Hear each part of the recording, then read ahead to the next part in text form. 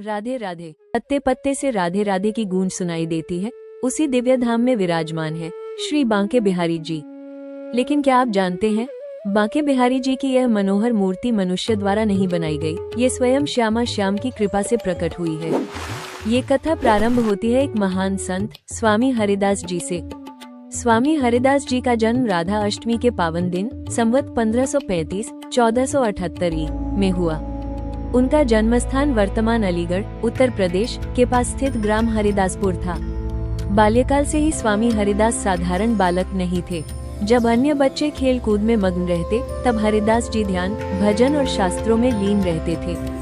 उनका वंश श्री गर्गाचार्य से जुड़ा था, वही गर्गाचार्य जिन्होंने गुप्त रूप से ब्रज में आकर भगवान श्री कृष्ण और बलराम का नामकरण संस्कार किया था। शास्त्रों और संतों के अनुसार स्वामी हरिदास जी ललिता सखी के अवतार थे, जो राधा रानी की परम प्रिय सखियों में से एक थी। यही कारण था कि उनका मन सदा राधा कृष्ण की नित्य लीला में रमा रहता था। समय की परंपरा के अनुसार उनका विवाह हरिमती जी से हुआ, लेकिन वे सदा संसारिक भोगों से विरक्त रहे।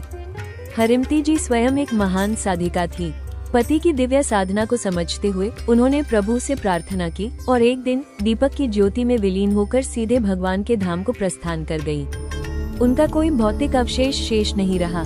इस घटना के पश्चात स्वामी हरिदास जी सब कुछ त्याग कर वृंदावन चले आए। उस समय वृंदावन घने वनों से घिरा हुआ था।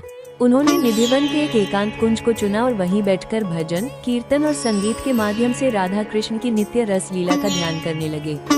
उनकी साधना अद्भुत थी। वे पूजा मंत्रों से नहीं, बल्कि संगीत से भगवान की आराधना करते थे। उनकी निष्कपट भक्ति से प्रसन्न होकर एक दिव्य दिन राधा और श्री कृष्ण स्वयं प्रकट हुए।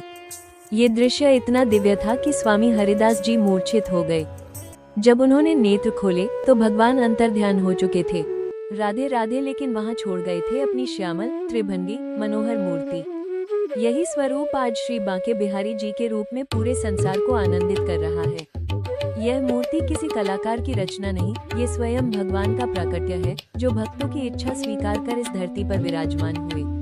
स्वामी हरिदास जी जीवन भर निधिवन में रहकर नित्य वृंदावन की लीला का रसपान करते रहे। आज भी बांके बिहारी जी की चितवन में, वृंदावन की गलियों में और भजनों की धुन में उस दिव्य प्रेम की अनुभूति होती है। ये केवल कथा नहीं है, ये प्रेम भक्ति की पराकाष्ठा है, जहाँ भगवान स्वयं भक्त के प्रेम के वश में हो जाते हैं। यदि इस कथा ने आपके मन को छुआ हो तो इसे लाइक करें, शेयर करें और हमारे चैनल को सब्सक्राइब करना न भूलें। कमेंट में लिखकर बताइए आप किस मंदिर या भगवान की कथा सुनना चाहते हैं। राधे राधे।